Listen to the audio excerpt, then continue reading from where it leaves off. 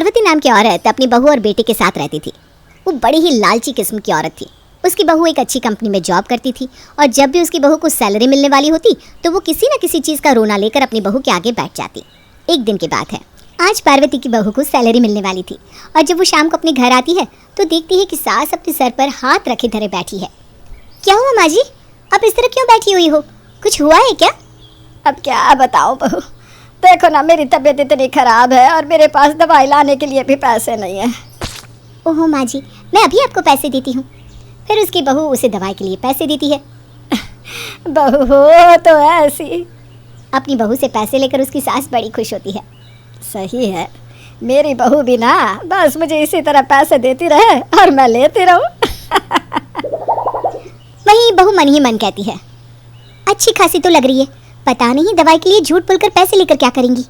सास इतनी लालची थी कि वो अपनी बहू से किसी न किसी बहाने पैसे ले ही लेती और उसकी बहू अपनी सास की इस लालच से बड़ी ही परेशान रहती। ऐसे ही एक दिन की बात है, पार्वती की बहू ऑफिस से आते वक्त साड़ी खरीद कर लाती है और जब उसकी सास वो साड़ी देखती है तो उसके मन में साड़ी को लेकर लालच आ जाता है। इतनी सुंदर साड़ी, और ये तो लगती भी बहुत महंगी है, ये साड़ी तो मेरे पास होनी चाहिए। और फिर पार्वती अपने हाथ में साड़ी का पल्लू लेकर और रोनी सी शक्ल बनाते हुए कहती है, बहू तेरी साड़ी तो बहुत ही सुंदर है और अच्छी भी। तुझे ऑफिस जाना होता है ना, इसलिए तुझे अच्छी अच्छी साड़ी पहनकर जाना पड़ता है। मेरी साड़ी भी बुरी नहीं, और मुझे वैसे भी कौन सा ऑफिस जाना है जो मैं अच्छी और बढ़िया साड़ी पहनूं, है ना? नहीं माँ जी, ऐसी बात नहीं है। एक काम करिए, ये साड़ी ना आप ही रख लीजिए, वैसे भी मेरे पास और भी साड़ियाँ हैं, मैं उनमें से पहन लूँगी। पार्वती की बहू उसे वो साड़ी दे देती है जिसे लेकर उसकी सास फूली नहीं समाती। इतनी सुंदर साड़ी, इसे पहनकर तो मैं महारानी लगूंगी, महारानी। अब तो जब देखो पार्वती अपनी बहू से कोई ना कोई बहाना बनाकर उससे कभी पैसे लेती तो कभी उसका कोई सामान, और तो और जब भी उसकी बहू अपने मायके जाती तो वो उससे किसी न किसी बहाने से उसके मायके से भी चीज़ें लाने के लिए कह देती। एक दिन की बात है, पार्वती की बहू अपने मायके जाने के लिए तैयार हो रही थी, तभी पार्वती रसोई से ज़ोर ज़ोर से बोलने लगती है, इस मिक्सी को भी अभी खराब होना था। बहू देखो ना, मिक्सी खराब हो गई, अब मसाला कैसे पीसेगा? अच्छा बहू तो बता रही थी ना कि तेरी माँ के यहाँ एक बड़ी ही अच्छी मिक्सी है और उसमें मसाला भी बहुत बढ़िया पीसता है। बहू मन ही मन कहती है, ये माँ जी ना कभी नहीं सुधरेंगी, इतनी लालची है कि एक मिक्सी तक नहीं खरीद सकती। जी ठीक है माँ जी, मैं लेती आऊँगी मिक्सी। और शाम को आते ही पार्वती की बहू अपनी सास को मिक्सी दे देती है। ये लीजिए माँ जी मिक्सी। अरे बहू तू भी ना, अपनी माँ से मिक्सी मांग कर लाने की क्या ज़रूरत थी? उन्हें कैसा लगा होगा, वैसे भी मैं इसे ठीक करा लेती, पता नहीं समधन जी को कैसा लगा होगा। और सासू माँ मन ही मन तो बड़ी खुश हो रही थी। ये सही है, मिक्सी भी आ गई और पैसा भी नहीं लगा। अब तो पार्वती का लालच दिन पर दिन बढ़ता ही जा रहा था। वो अपनी बहू से सामान मंगवाने के लिए कोई ना कोई बहाना ढूंढ ही लेती थी। एक दिन की बात है, पार्वती की बहू ऑफिस जाने के लिए तैयार हो रही थी और जैसे ही वो अलमारी से पैसे निकालकर अपने बैग में रखने लगती है, इतने में ही वहाँ उसकी सास आ जाती है और वो अपनी बहू को बैग में पैसे रखते देख लेती है और मन ही मन सोचने लगती है, अरे ये ऑफिस में इतने पैसों का क्या करेगी? और वो बहू से कहती है, बहू मेरी सहेली है ना, उसकी तबीयत खराब है, मैं सोच रही थी कि फिर बाद में कभी उसे देख आऊं। नहीं माँ जी, आपको अपनी सहेली को देखने ज़रूर जाना चाहिए। ऐसे में अगर आप उन्हें देखने जाएंगी तो उन्हें अच्छा भी लगेगा। बात तो तेरी सही है, पर मेरे पास जाने के लिए पैसे भी नहीं है। सोच रही थी इसीलिए बाद में चली जाऊंगी, अभी तो फ़ोन पर ही उसकी तबीयत के बारे में पूछ लेती हूँ। माँ जी कैसी बात कर रही हो, आपको ज़रूर जाना चाहिए। ये लीजिए पैसे और आप आज ही उन्हें देखने के लिए चली जाओ। अरे बहू तू कितनी अच्छी है।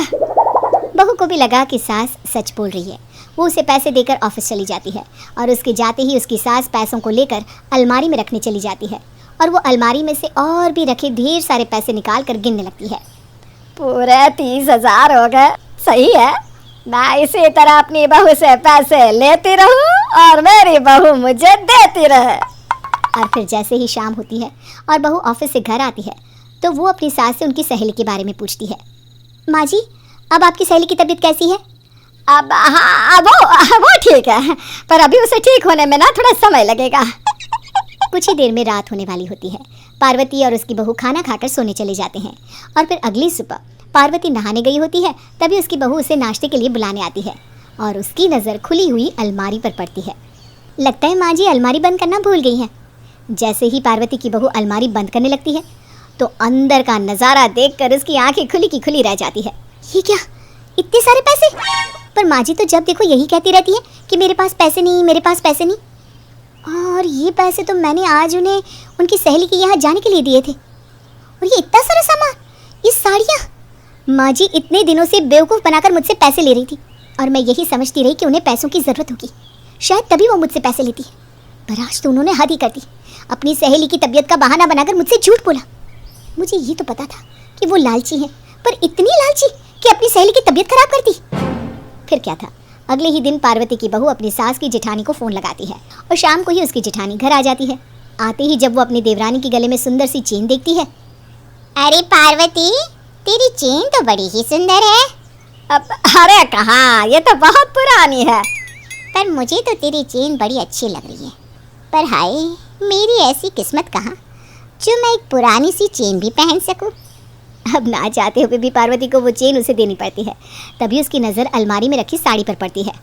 अरे वाह, कितनी खूबसूरत साड़ी है। मेरे पास तो एक भी ढंग की साड़ी नहीं जिसे पहनकर मैं कहीं आ जा सकूं। तेरे पास तो इतनी सारी साड़ियां हैं, उनमें से एक आधी साड़ी मुझे भी दे देना जो तू ना पहनती हो। दीदी आप कैसी बात कर रही हैं? ये साड़ी आप ही रख लीजिए। पार्वती की बहू अपनी सास का उतरा हुआ चेहरा देखकर बड़ी खुश हो रही थी। अब आया ऊंट पहाड़ के नीचे और उसकी सास अंदर ही अंदर अपने सामान को देते हुए दुखी हो रही थी। कितनी लालची है, कितने बहाने से ये मेरा सारा सामान ले रही है और मैं इसे मना भी नहीं कर पा रही। एक एक करके पार्वती की जेठानी उसका सारा सामान ले लेती है और सासू माँ हाथ मलते रह जाती है। अब मुझे पता चला कि लालच का नतीजा क्या होता है। मैं लालच से अपनी बहू से कुछ ना कुछ लेती रही और आज जब मेरी ही जेठानी मुझसे मेरी चीज़ें ले रही है तो मुझे कितना बुरा लग रहा है। आज के बाद मैं कभी लालच नहीं करूँगी।